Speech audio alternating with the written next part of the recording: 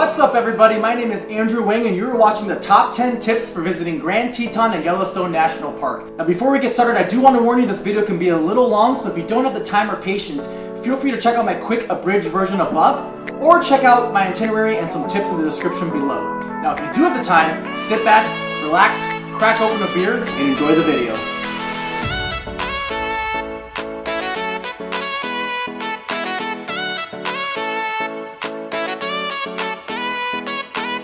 Number 10, check out the surrounding cities.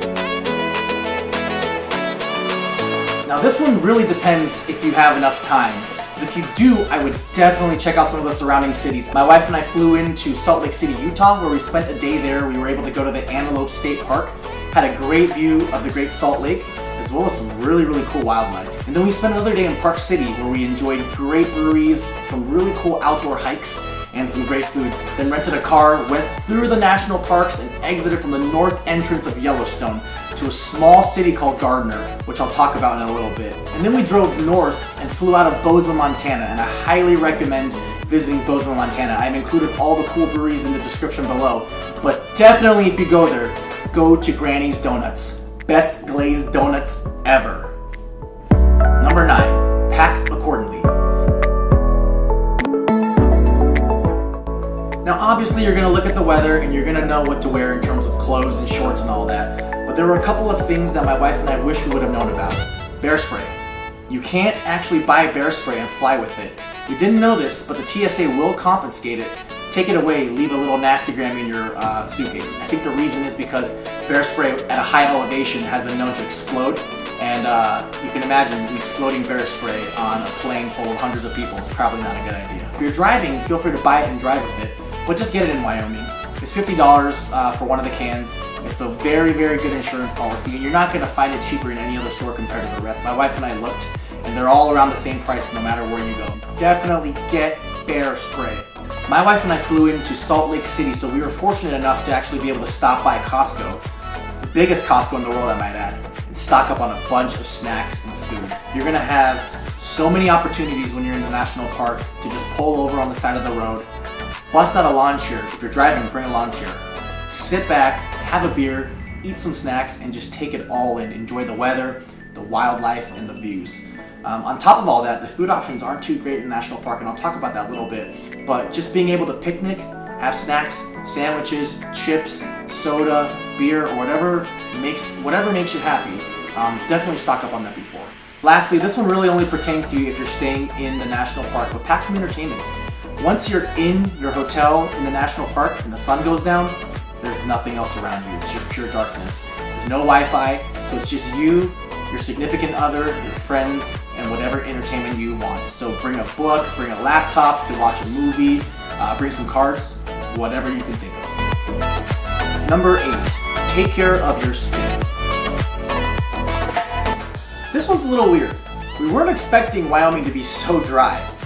Within the first couple of days of staying there, my wife and I noticed our skin started to peel. And because we were wearing masks around our face, we noticed the skin around our mask was peeling as well too. We didn't realize how dry it was going to be up there, but it makes sense because you're so high up. So definitely pack lotion and sunscreen. You don't realize when you go on your hikes that you're actually getting burned. You'll wake up the next morning with sunburn, dry skin, bad combo. Number 7, pick the correct car.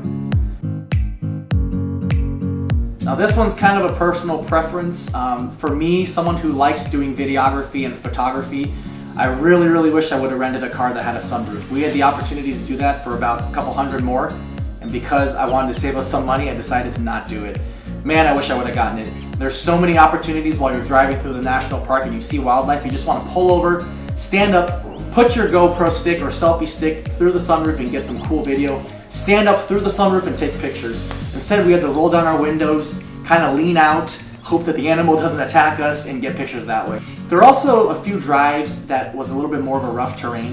Our small little Chevy Spark still was able to manage, but it wasn't the most pleasant experience, and we were a little bit afraid that, you know, it was a little bit too low towards the ground. So if we could have gone back, we probably would have gotten a bigger car with a sunroof.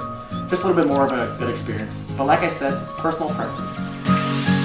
Number 6, bring binoculars and lenses. Now, for those of you who are professional photographers and videographers, just skip this part completely, just ignore me. But for those of you guys who are amateurs like myself, sometimes you might not think to bring lenses. I bought a 60 to 150 new lens for my Panasonic Lumix, and I was so happy I did that. You'll see plenty of animals, but the majority of them are far away, sometimes even hundreds of yards away. So my wife had binoculars. She was able to zoom in and check out some of the animals far distance in the forest, and I was able to take really cool videos of the animals that you'll see here, just with the 60 to 150 zoom on my lens. Being in the national parks, there were plenty of professional photographers and videographers that had big lenses. I'm talking huge lenses, but hey, it's not the size that actually it is the size that matters. For me, 60 to 150 was good enough. I was able to still get awesome video of animals and pictures. Had I looked back, if I had the right money, I'd probably get a little bit bigger of a zoom. But like I said, for an amateur photographer and videographer, 60 to 150 zoom on the lens was more than enough. I was really, really happy that I did that. I was able to capture the videos of all the animals that I wanted to. Number 5, plan enough days to relax. Now this one ties into number 10. You really have to have the luxury to have a lot of time, a lot of days off. Unfortunately, the profession that my wife and I are in, we were only allotted 8 days max. So we spent 3 days in Grand Tetons and 2 days in Yellowstone, which I think are the absolute minimum. You know, we had things planned from the minute we got up to the minute we went to bed. It was awesome, but it was tiring. I would say if you have the time, plan at least 3 to 4 to 5 days in Grand Tetons and 3 to 4 days in Yellowstone. That way you can just wake up, get in your car, have no plans, and drive. If you want to pull over, pull out your lawn chair, have 5 or 6 beers, you can do that. You don't have to feel like you have to check out everything non-stop. Like I said, 3 days in Grand Tetons, my wife and I felt like we were able to do the hikes we wanted to, check out the animal sanctuaries and all the sites. 2 days in Yellowstone was also cutting it close, but those are the absolute minimums I would do. If you have the time, definitely plan more days. As a reminder, AnJrue to pick out liquor. Alexa, stop. All this talking is making me thirsty for another beer. Cheers. I hope you grab one too. Number 4, stay outside of the national parks. Now, if you're visiting Grand Tetons, the majority of people stay in Jackson Hole, Wyoming. And again, I highly recommend that. They have amazing food, amazing beer, an okay nightlife. I mean, during COVID, there wasn't really a nightlife, but there are still a lot of cool mom and pop shops that you can visit and buy souvenirs from. Definitely go to the Kitchen. The restaurant is called The Kitchen. Best food my wife and I had the entire trip. On our last night, we did stay up north in a national park hotel called Flag Headwater Lodge and Cabins at Flag Ranch. Granted, there was no Wi-Fi, there was no TV, there was barely even a fridge. The food was good though. You had bison burgers, and it did cut our drive by an hour the next morning when we wanted to go to Yellowstone. So, you know, if you're planning on going from Grand Tetons to Yellowstone, maybe it wouldn't be a bad idea to spend one night at the Headwater Lodge and Cabins, just because the next morning it just takes 15 minutes to go to Yellowstone. If you're gonna stay there for 4 or 5 days in Grand Tetons, spend the majority of your days in Jackson. Now for Yellowstone, 100% stay outside of the national parks. We stayed in Canyon Lodge the first night and then Mammoth Springs Hotel the second night. The rooms weren't bad, but there's no Wi-Fi, and the food in Canyon Lodge especially was absolute shit. It was like elementary school food. You got in line, you had a plate, and someone would scoop food and dump it on your tray. When the sun goes down at 7 p.m., you have nothing to do from 7 to 10 p.m. besides you and your partner. If you like your partner, more power to you. I would definitely stay in West Yellowstone. There looked like there was plenty of hotels there that were cheaper, more restaurants, so you have more options. And if you stay north, I highly recommend staying in Gardner. It's about a 5-minute drive to the north entrance of Yellowstone. It's a cute little city, cheap hotels, has some cool pizza restaurants, a little coffee shop. People talk about how the time to enter the parks from the west and north entrance take forever, so that's why you can stay in the national parks. But honestly, I don't know if it was because we went during COVID, we didn't notice that much more traffic when we were driving by those entrances. Number 3, make reservations for restaurants. Especially during COVID times, this is so important. Because I'm a planning freak, I made reservations for every dinner there. And I'm so glad we did. When we were waiting in line for our reservations, we saw the host turn down 40 to 50 groups of people. I don't know if it's because it's during COVID times or just because the national parks are so highly populated and visited. But if you're planning on eating and you don't want to just eat some fast food, takeout place, and you want to sit down, have a drink, have a dessert, 100% make reservations or you ain't gonna eat anything good. Now, there's no reservations needed if you're staying inside the national park because the food's shit. But if you're staying West Yellowstone, North Yellowstone, in Jackson, Wyoming, 100% make reservations. Look into where you want to eat, make reservations. Number 2, early bird gets the worm. I can't stress how important this one is. If you're not a morning person, please become one for the next 7 to 10 days or however long you're spending at the national parks. You not only get to see amazing sunrises, you get to see animals because that's when they migrate during dusk and dawn. We went to Schwabacher Landing, amazing for photography and videography. Mormon Row, again, one of the most iconic places in Grand Tetons, as well as Oxbow Bend. Gorgeous view and the biggest chance you'll see wildlife there in the morning. Yellowstone, not so much because you don't really have those mountains, you have more hill, but Grand Tetons, man, those sunrises are to die for. If you're trying to get video and photography, definitely get there an hour, if not earlier. If you're just there to enjoy the view and the sunrise, then I'd say 30 minutes before is totally fine. Afterwards, my wife and I went on hikes and we noticed the parking lot start getting full around 10 a.m.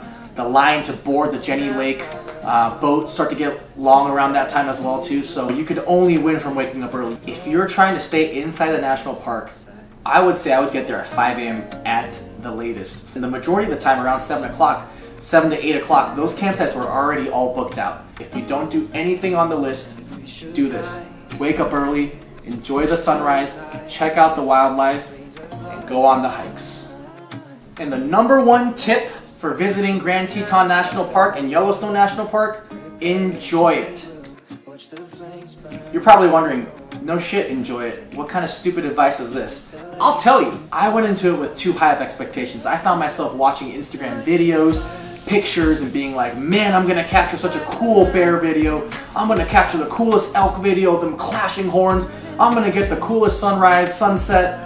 That when this didn't happen, I found myself being a little disappointed. I'm not gonna lie, I was a little upset. You can ask my wife. But you're in an awesome place. You're gonna have opportunities. You're gonna see animals. You're gonna have good days, you're gonna have bad weather days. You're in one of the coolest national parks in the world. Enjoy it. But let me break it down for you in terms of what animals you have a higher chance of seeing and animals that you have a smaller chance of seeing. Bison, 100% you're gonna see a bison. Elk, 90 to 95% of the chance you'll see elk. If you don't see any elk, go up north to Mammoth Springs and I guarantee you 100% you'll see elk there. We stayed at the Mammoth Hotel and at any given time there were 20 to 30 elk just wandering the city. Now in terms of wolves, antelope, moose, those are a little bit more rare, but you can still have a chance to see those. We were lucky enough to at least see one of those at least once, but they weren't a very common occurrence. Now the favorite animal that everyone wants to see is a bear. I had very high expectations going in because I was told that this is bear country. This is where you see the most bears. Unfortunately, I only saw that 800-pound grizzly that took down the elk, only because everyone was lined up taking pictures next to it. The chances of you seeing a bear while you're hiking, while you're driving is still small. That doesn't mean you shouldn't bring bear spray. Bring bear spray, but just don't get your expectations too high. I will say, if you see groups of people lined up on the side of the road, cars stop, pull over, because that's the best time, best chance you're gonna have to see animals. 9 times out of 10, there's some sort of bear animal tracker, there's some sort of National Geographic photographer who knows that there's a bear on its way, that they're in the path that the bear is gonna cross through. So if you see groups of people lined up, take out your camera and get ready. But don't be too disappointed if you don't see a bear because they are more rare. And a little bonus tip, wear a mask. Jackson and Yellowstone were both very, very great about masking up, social distancing, and being very, very conscious about COVID. I will say the state of Wyoming as a whole wasn't as great, but if you're in Grand Tetons and you're in Yellowstone National Park, you should have no problem with that. I wore one of those bandanas around my neck when I hiked, and when I walked by people, I just put it up over my nose and my mouth. For the most part, when you're outside and you're out and about, you don't have to wear a mask, but when you're hiking around groups of people, when you're indoors using the restroom, just put on a mask and it'll be okay. Respect others. So there you have it. Those are the top 10 tips for visiting Grand Tetons and Yellowstone National Park. If you enjoyed the video and you thought it was helpful, please hit the like button below and subscribe. I'll be posting videos as I have more time to travel, especially if COVID starts getting better. Thank you guys so much for watching. I hope you enjoyed it. Stay safe, stay kind, and wear a mask.